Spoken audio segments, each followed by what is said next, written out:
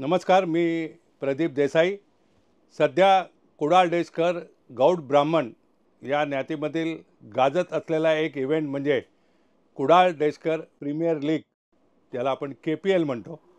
या KPLच्या संदर्भात ज्यांनी KPL ही संकल्पना सुरुवातीला मांडली आणि ती यशस्वीरित्या राबवली असे KPLचे जनक माझे मित्र श्रीयुत मनीष दाभोलकर आज आपल्यामध्ये उपस्थित आहेत. तर KPLची सुरुवात आपल्याला का करावीशी वाटली, याच्यामागे आपला उद्देश काय होता आणि पहिली KPL कुठे झाली, त्याला कसा लोकांनी प्रतिसाद दिला, नंतर कुठे झाली, अशा KPLच्या मला वाटतं एक 8 ठिकाणी KPL झालेली आहे आणि यंदाची 9वी KPL पुण्यामध्ये भरत आहे 8, 9, 10 नोव्हेंबरला. त्या सगळ्यांना, सर्व स्पर्धकांना किंवा आमच्या बांधवांना मी त्याचं निमंत्रण देतो. आणि KPL संदर्भात श्रीयुत मनीष दाभोलकर यांनी गौड ब्राह्मण सभेचे जे गोरेगाव शाखा आहे त्याचे ते अध्यक्ष आहेत आणि गिरगाव शाखेमध्ये विविध पदं त्यांनी भूषवलेली आहेत. असे मनीष दाभोलकर आपल्यात उपस्थित आहेत. त्यांना मी KPLबद्दल बोलण्याची विनंती करतो सविस्तरपणे. नमस्कार. सर्वप्रथम दीपावलीच्या या पूर्वसंध्येला आपण ही फार सुंदर एक अशी KPLची जे काय गीत आज इकडे आपण स्टुडिओमध्ये बनवतो आहे, मी तुम्हा सर्व मंडळींना, म्हणजे आज गीतकार जे समीर सामंत आहेत, त्याच्यानंतर आज इकडे वसंत आजगावकर त्याने हे कंपोज केलेलं आहे, निनाद आजगावकर जी आहेत, अनुष्का आहे, शाश्वती आणि नीरजा आजगावकरसुद्धा इकडे उपस्थित आहेत ज्यांनी हे गीत गायलेलं आहे. तर मी आमच्या सर्व कुडाळ डेस्कर बंधूंना दीपावलीच्या हार्दिक शुभेच्छा देतो. मंडळी, KPLची सुरुवातीच मुळात गोरेगावातून झाली, पण त्याची बीजं जी रोवली गेली आहेत याचं संपूर्ण श्रेय मी सुधाकर प्रभू, जे लंडनचे आपल्या ज्ञातीत श्रीरंग प्रभू, त्यांच्या वडिलांनी काम केलेलं आहे गिरगावला अनेक ज्ञाती संस्थांमध्ये. सुधाकर प्रभू जेव्हा गौड ब्राह्मण सभेच्या स्नेहसंमेलनात आले आणि त्यांनी हे बोलून दाखवलं की माझ्यासमोर आज सगळे तरुण बसलेत पण एकाचंही वय 60च्या खाली नाही. तेव्हा एक तो मार्मिक टोळा होता की खरंच आमची ज्ञातीतील तरुण मंडळी नाही आहेत का. जर आज आम्ही म्हणत असू भारतामध्ये सर्वात तरुण देश आहे भारत आणि 35च्या जे खालीचे वयोमर्यादा जी आहे ती 65%च्या वर आहे, तर मग खरोखर मग आमचे तरुण आपल्या ज्ञातीत का दिसत नाही. आणि मग आम्ही जेव्हा मी विचार केला त्यावेळी असं लक्षात आलं की आम्ही 25 डिसेंबरला एक स्नेहसंमेलन घेतो, सदावी वधूवर मेळावा घेतो, जी आमची एक दुसरी विद्यावृत्ती म्हणून ज्ञाती संस्था आहे, ती 2 ऑक्टोबरला शिष्यवृत्ती पारितोषिक समारंभ घेते. पण असे काही ठराविक मोजकेच कार्यक्रम होतात, पण मुलांसाठी काहीच होत नाही आहे. तर मुलांना का आवडतं, मुलांना कशा प्रकारे आपण आकर्षित करू शकतो, हा सगळा विचार करून मी सर्वात पहिली जी क्रीडा महोत्सव म्हणा किंवा एक छोटीशी स्पर्धा आयोजित केली ती माझ्या शालेय जीवनात केलेली 5वीत असताना सेंट थॉमस हायस्कूलमध्ये. आणि त्याची प्रेरणा घेऊन कुठेतरी मी गौड ब्राह्मण सभेत हा विषय मांडला आणि 2016ला त्याची मुहूर्तमेढ अभि गोरेगावकर हायस्कूल गोरेगाव येथे झाली.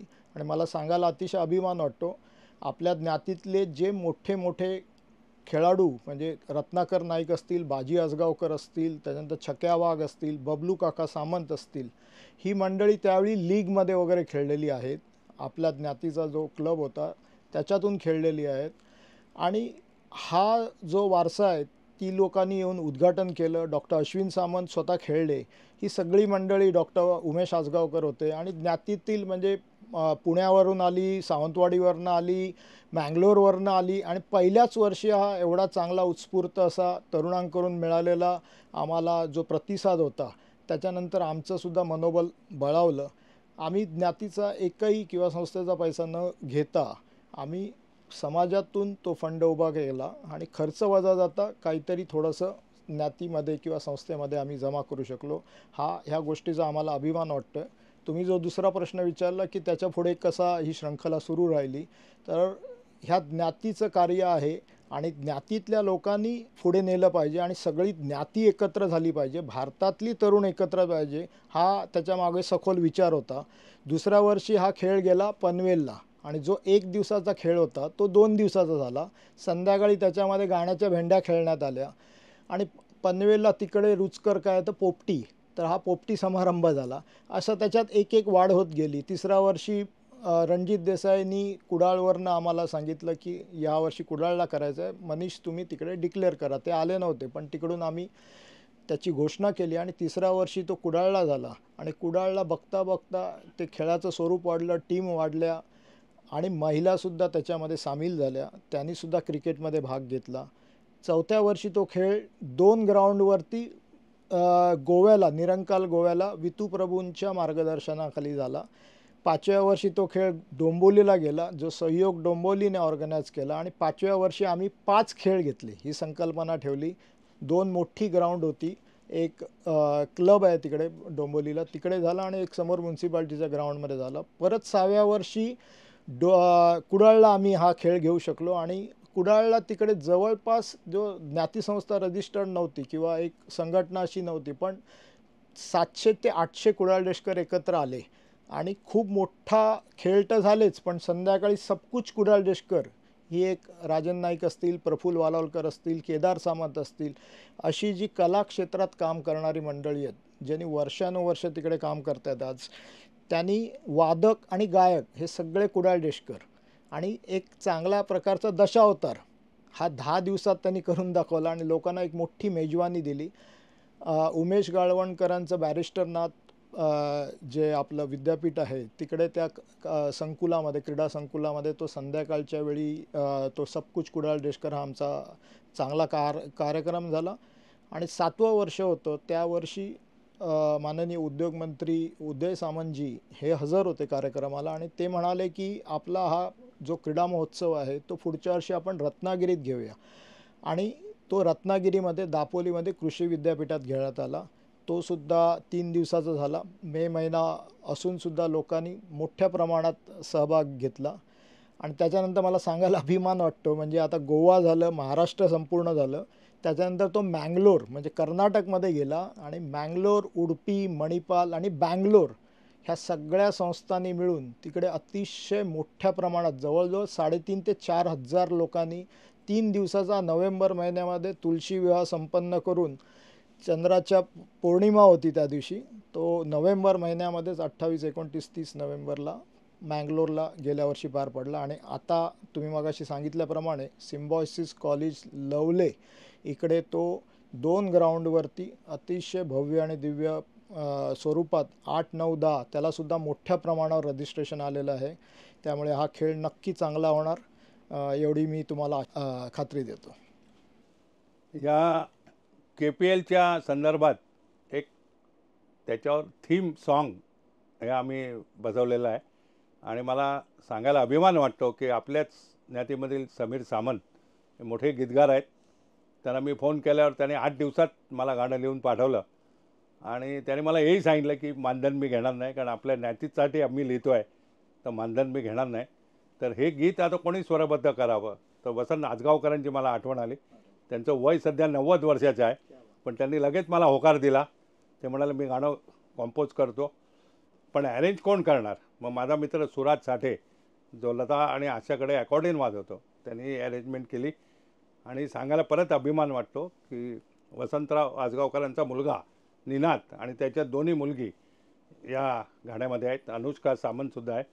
असे आपले सगळ्या नाती बांधवांनी मिळून हे थीम सॉन्ग बनवलेलं आहे आणि लवकरच ते KPLच्या पुण्यामध्ये इनॉग्रेशन फंक्शन 8 नोव्हेंबरला ते गीत आपल्यासमोर वाजवण्यात येईल. आणि हीच KPLची मूळ संकल्पना आहे. जिकडे आज नात आहेत तिकडेच आजोबा आहेत.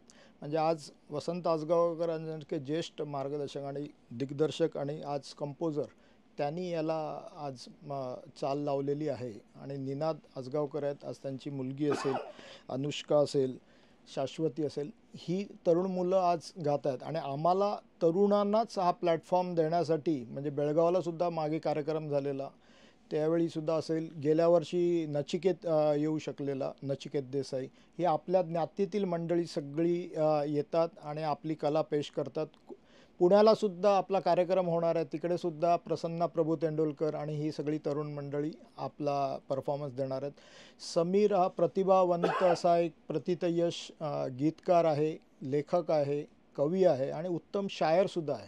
त्याला गौड ब्राह्मण सभेतर्फे सुद्धा खूप खूप आभारी आहे मी की तुम्ही एवढं सुंदर गीत आज लिहून दिलं आहेत आणि चांगल्या पद्धतीने आज ते ध्वनिमुद्रित होतं आहे. त्यामुळे प्रदीपजी, ही मला वाटतं कल्पना ही तुमची आहे आणि ह्या सगळ्यांना माळेमध्ये जे एक ओवलं आहे त्याचं श्रेय तुम्हाला जातो. धन्यवाद.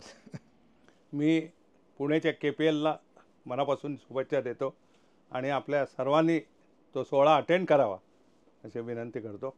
आणि मनीष दाभोलकर आज वेळात वेळ काढून इकडे आलेले आहेत, त्याबद्दल त्यांना सुद्धा मनपूर्वक धन्यवाद.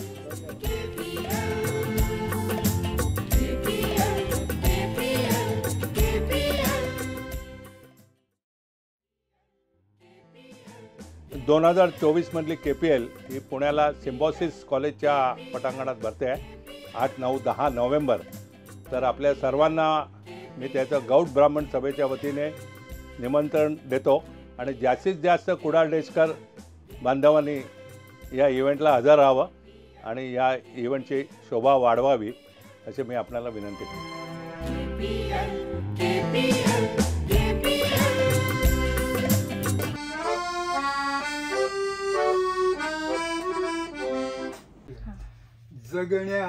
जगण्याचा हा अशा तऱ्हेने म्हणा. जगण्याचा हा खेळ खेळूया, खेळातून जगूया. हार जीत डाव पेच सारे खेळातून बघूया. कोकण आमची भूमी, कुडाळ आमचे गाव, कुडाळ देशकर आम्ही, हेच आमचे नाव. कोकण आमची भूमी, कुडाळ आमचे गाव, कुडाळ देशकर आम्ही, हेच आमचे नाव.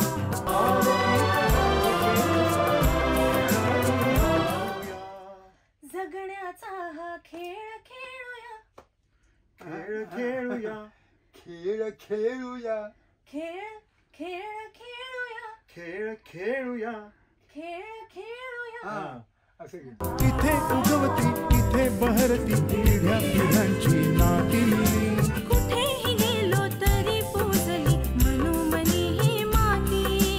मातीतून घेतली भरारी, मातीतून घेतली भरारी, जगने झेपावे.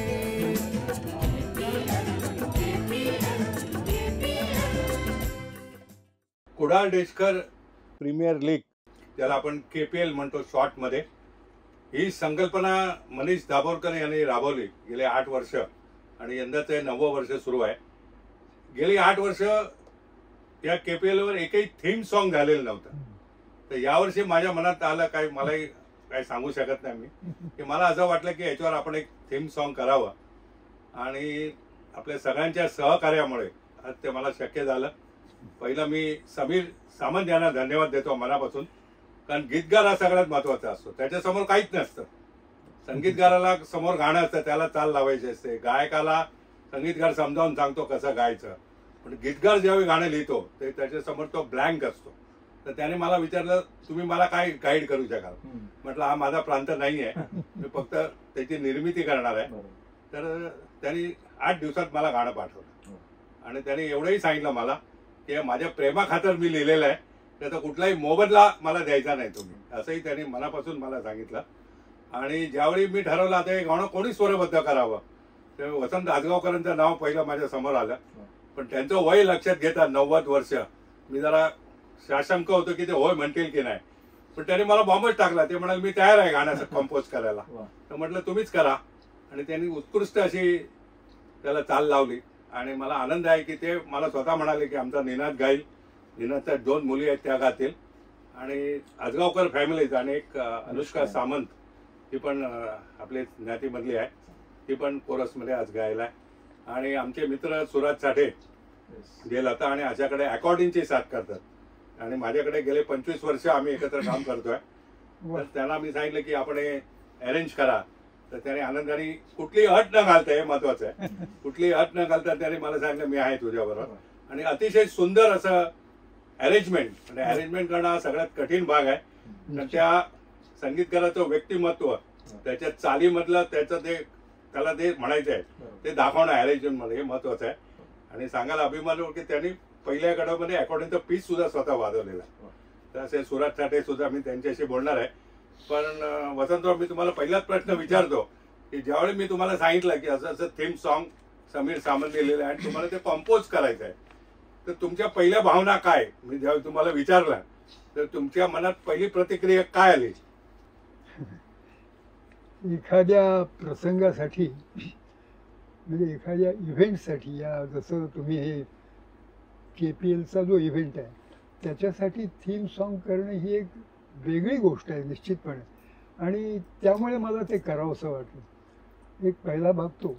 आणि दुसरी गोष्ट अशा तऱ्हेची त्यातून त्या कविता मी पाहिली, त्या कवितेतून आपल्या या कुडाळ देशकर मंडळींबद्दल 2 ओळी आहेत.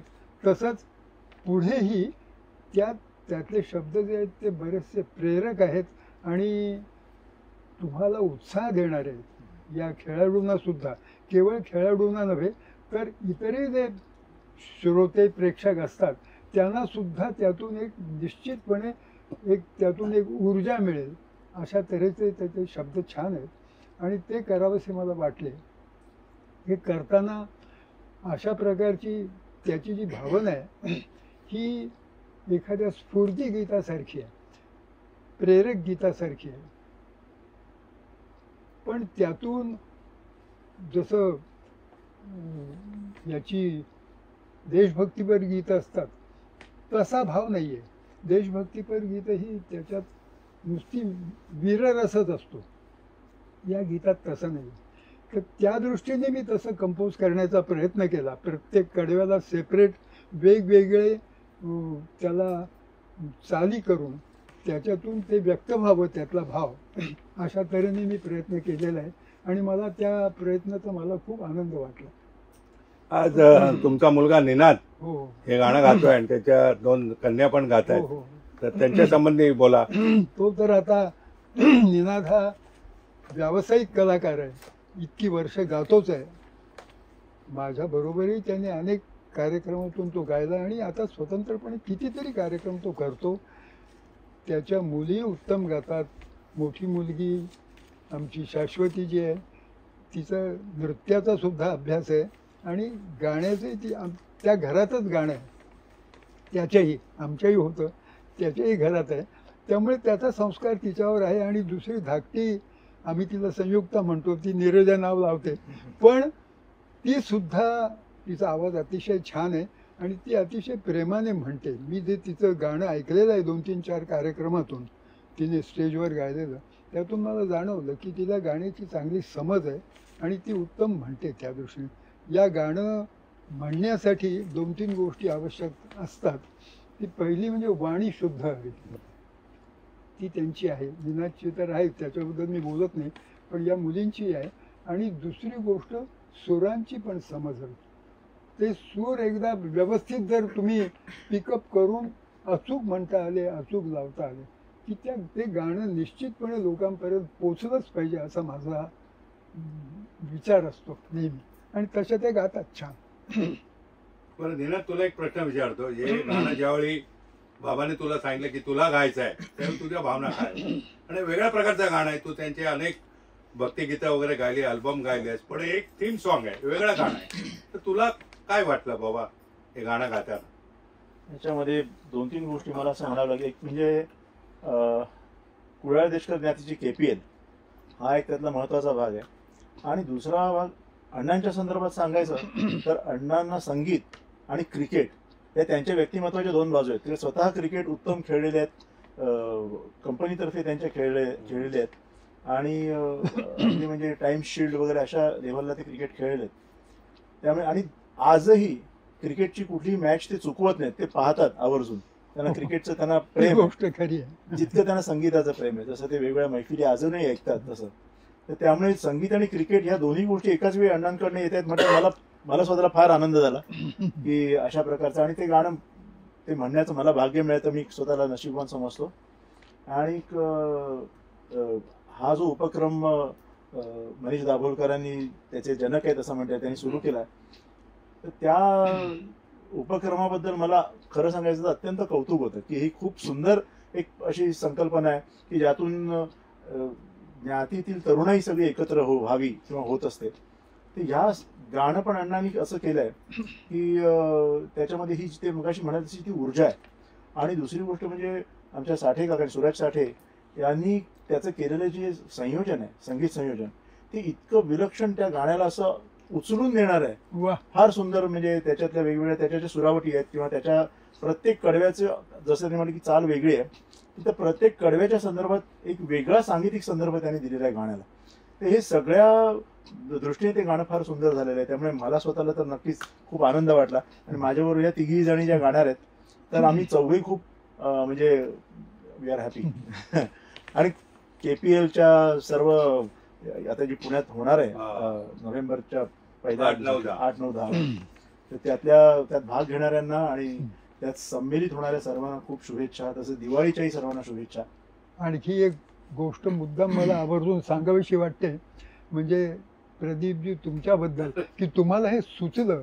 कारण काय, मी हे पाहिलेलं आहे, ऑलिम्पिक जेव्हा सुरू होतं त्याच्याही आधी उत्तम संगीताचं थीम सॉन्ग वाजवलं जातं, गायलं जातं, किंवा इतर अनेक इव्हेंट्सना अशी थीम सॉंग्स वाजवली जातात, चांगल्या चांगल्या संगीतकाराकडून करून घेतली जातात.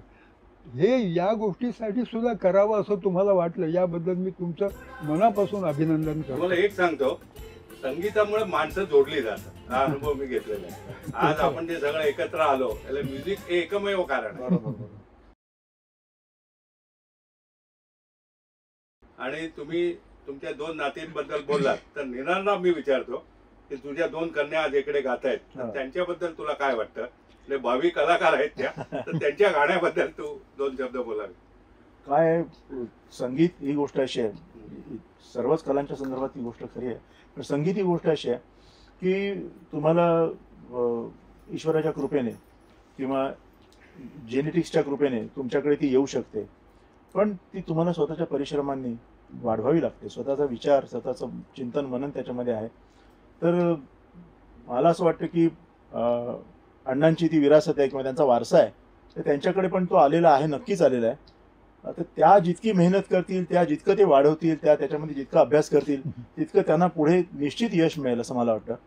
ते कारण काय की तो वारसा नुसता मिळून चालत नाही, मेहनत करावी लागते. त्याच्यावरती आपला स्वतःचा एक विचार पुढे न्यावा लागतो.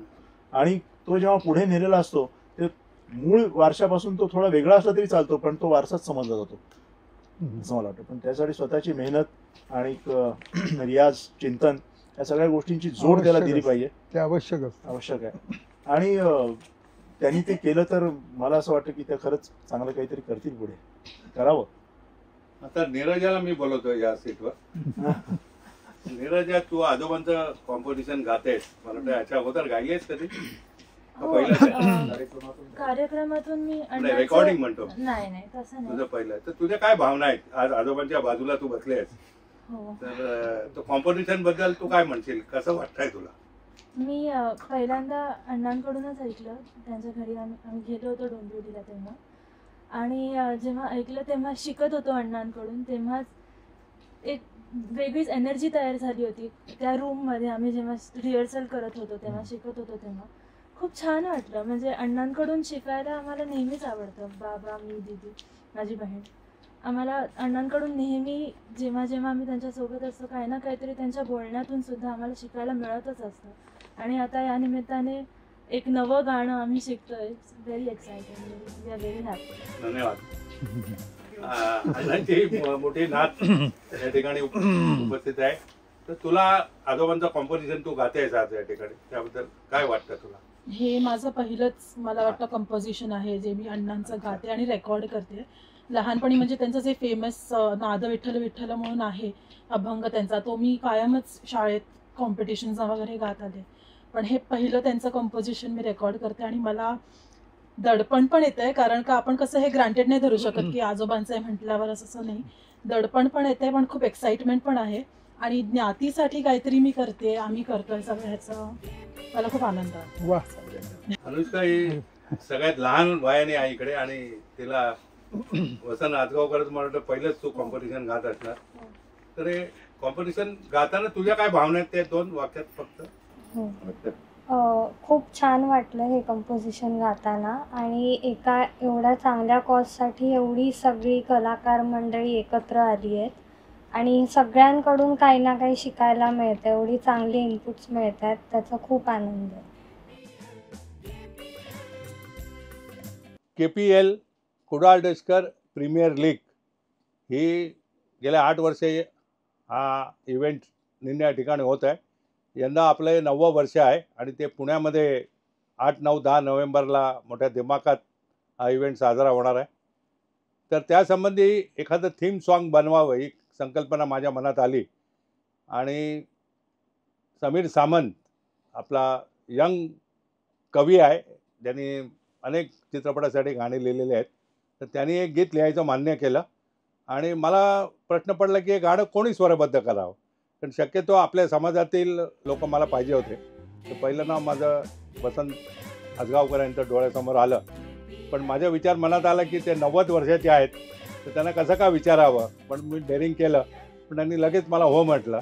पण त्याच्यानंतर पुढचा प्रश्न होता की गीत कोणी अरेंज करावं म्युझिकली. तर सुराज छाटे, मी सांगितलं की मगाशी गेले 25 वर्ष आम्ही याकडे काम करतो, तर त्यांनी लगेच मान्य केलं. तर सुराजला मी विचारतो की पहिलंच तू यांच्यावर काम करतोय ॲज अ म्युझिक अरेंजर, की याच्या अगोदर यांचे काही कॉम्पोजिशन तू अरेंज केलंयस का? नाही, यांच्या आधी आमचा कधी योग असा नव्हता आला. यांच्याबरोबर माझा भाऊ साथ करतो व्हायोलिनची, करत होते आता. यांच्याबरोबरच मी अरेंजमेंट करायचा योग असा आधी नव्हता आला कधी. हां, बरं तुला ज्यावेळी यांचं गाणं यांनी ज्यावेळी ऐकवलं, तर तुझ्या मनात काय, म्हणजे ज्यावेळी एक गाणं अरेंज करायचं असतं म्युझिकली, ते फार कठीण काम आहे. म्हणजे चाल देणं कठीण आहेच, पण ते गाणं सजवायचं काम असतं म्युझिक अरेंजरचं. ते गाणं तुझ्या हातात ज्यावेळी पडलं, तर तुझ्या मनात काय विचार आला की हे गाणं आपण कसं काय करावं, कुठले इन्स्ट्रुमेंट घ्यावीत, तुला किती परिश्रम लागले हे गाणं करण्यासाठी, एक थोडक्यात. आमच्या समोर हे ज्येष्ठ गायक आणि संगीतकार वसंतराव आजगावकर, हे आम्ही त्यांना खूप वर्ष त्यांची गाणी रेडिओला ऐकतो आहोत आणि त्यांच्या घरी मी ते गाणं चाल ऐकायला गेलो होतो आणि त्यांनी चाल मला त्यांनी मोबाईलवर ते रेकॉर्ड करून दिली पाठवून. आम्ही त्यांच्या घरी बसलोच होतो, तो भाग वेगळाच होता. त्यांच्या घरी बसलो आणि चाल त्यांच्या ते वयोमानाप्रमाणे ज्येष्ठतेनुसार त्यांनी चाल मला ऐकवली आणि म्हटलं आता आपण ह्यांचं गाणं सजवायला पाहिजे. तर मी त्यांनी मला अगदी शब्दाचे सुद्धा, म्हणजे आपण झेरॉक्स कॉपी म्हणतो तसे, आणि आमचं तेच म्हणणं असतं की चाल आम्ही ऐकतो आणि त्याच्यानंतर मी म्हटलं आम्ही शब्दसुद्धा मागून घेतो, कारण शब्द आम्ही वाचतो. ते शब्द वाचून आम्हाला त्याप्रमाणे आम्ही गाण्याचा मूड बघतो. आता अर्थात हे तुम्ही म्हणताय तसं काही प्रासंगिक स्वरूपाचं हे गाणं आहे, कुडाळ देशकर प्रीमियर लीग. म्हणजे त्या प्रसंगाकरता आपण तुम्ही काहीतरी वेगळं गाणं तयार करताय, त्याप्रमाणे हे गाणं तयार केलं. वसंतरावने ती एक चाल लावली त्यांना वाटतं, आणि त्यांनी मला सांगितलं, पण त्याने माझ्यावर एक विश्वास दाखवला की हा सुराज करतोय ना, हे मला बघायलाच नको, अशा प्रकारे त्यांनी सांगितलं. तो करणार आहे, तो करेल, चांगलंच करेल. त्याने माझ्यावरती जो विश्वास दाखवला, त्यामुळे मला आणखी हुरूप आला काम करायचं. आणि ते मगाशी सांगितलं तशी शब्द वाचून आम्हाला ते कळतं की कवीला काय म्हणायचं, ह्या कुठे कुठे काय आलं. म्हणजे वाद्य वापरणं हा तर तो विचार पुढचाच आहे, पण आता आम्ही एक अंतरे आम्ही वाचले आणि त्याप्रमाणे म्युझिक म्हटलं तर तिन्ही इंट्रोपासून अस्थायीच्या आधीपासून इंट्रो, म्युझिक 1, म्युझिक 2, म्युझिक 3 सगळे म्युझिक आम्ही वेगळी ठेवलेत. कुठेही जुन्या गाण्यासारखं म्युझिक 1, म्युझिक 3 असं सारखी सेम नाही ठेवली. सगळी 4ही म्युझिक वेगळी आहेत माझी. तिसऱ्या म्युझिकला ह्यांना पण आणखी कोरसला मी मुद्दाम ॲड केला आहे की तुम्ही कोरस पण सरगम म्हणा कोरसची. ते आणखी एक वेगळा प्रयोग आहे. ते आता जे काय आम्ही गाणं तयार केलं, आम्ही वसंतरावच्या गाण्याला मी माझ्याकडून तो चांगला हे सजवायचा प्रयत्न केलेला आहे. तो आपण सगळ्यांनी ऐकावा. आणि शुभेच्छा एवढ्यासाठी की कुडाळ देशकर प्रीमियर लीगचं आता 9वं वर्ष सांगितलं प्रदीप देसाईंनी. त्या कुडाळ देशकर प्रीमियर लीग ज्याच्यामध्ये क्रिकेट, आणखी व्हॉलीबॉल, काय काय वेगवेगळे स्पोर्ट्स आहेत, त्या सगळ्यांकरता माझ्याकडून शुभेच्छा. दिवाळी शुभेच्छा सगळ्यांसाठी. बरं, हे गाणं कॉम्पोज करताना तू कुठली वाद्य वापरलेस? अच्छा. तर आता वाद्य काय कुठली वापरली याच्यामध्ये काय होतं आहे, की आम्हाला जी वाद्य हातात मी मोजके कलाकार म्हणजे खूप मोठा ऑर्केस्ट्रा ताफा नव्हता. आम्ही मोजून मी धरून 4-5 माणसंच होतो आम्ही. बरं, त्याच्यामध्ये आता शेवटी जो कीबोर्ड असतो सिंथसायझर, त्याच्यावरती वेगवेगळे टोन असतात ना. तर शेवटी अमित गोठेरकर म्हणतो आमचा जो वादक कलाकार, त्याच्याकडून मी वेगवेगळ्या टोन्समध्ये वाजवून घेतलं music. Ajay Madan guitar 3-3 guitar वाजवली, स्पॅनिश गिटार, इलेक्ट्रिक गिटार आणि बेस गिटार आणि मी अकॉर्डिंग. त्यामुळे असे ती तिघामध्ये आम्ही म्युझिक मी वाजवून घेऊ सगळे म्युझिक पीसेस वाजवले. बाकी रिदम सेक्शन होतं संदीप मोरे, श्रीकांत राईलकर. आम्ही अशा 4-5 जणांनी मिळून आम्ही हे गाणं असं सजवलेलं आहे. आम्ही सांगितलं की चाल चांगली मिळाली आम्हाला, चाल चांगली असली की आम्हाला अरेंजमेंट करायला आणखी काही ना काही चांगलं सुचतं. हे मी मुद्दाम नमूद करतो. मी दोघांनाही धन्यवाद देतो. विशेषतः वसंतराव आजगावकर खास डोंबिवलीहून इकडे आलेले आहेत विधी स्टुडिओमध्ये.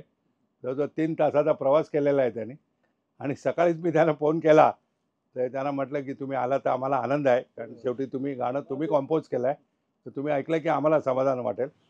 तर माझ्या विनंतीला मान देऊन तुम्ही आलात त्याबद्दल मनपूर्वक धन्यवाद. तसेच सुराज साठेने मी सांगितल्यावर लगेच मान्य केलं की बाबा मी या गाण्याची अरेंजमेंट करतो. सुराज साठे व्यक्तिमत्व तुम्हाला माहिती आहे की लता आशाकडे ते वाजवणारे अकॉर्डियन कलाकार आहेत. आताच आशाबाईंचा कार्यक्रम आहे डिसेंबरला, 29 डिसेंबर दुबईला. तर त्याच्यासाठी आशाबाईंनी त्यांना 2 दिवसापूर्वी बोलवलं होतं घरी. तर असा व्यस्त कलाकार असून त्यांनी लगेच हो म्हटलं मला. तर मी या दोन्ही मान्यवरांना मी धन्यवाद देतो.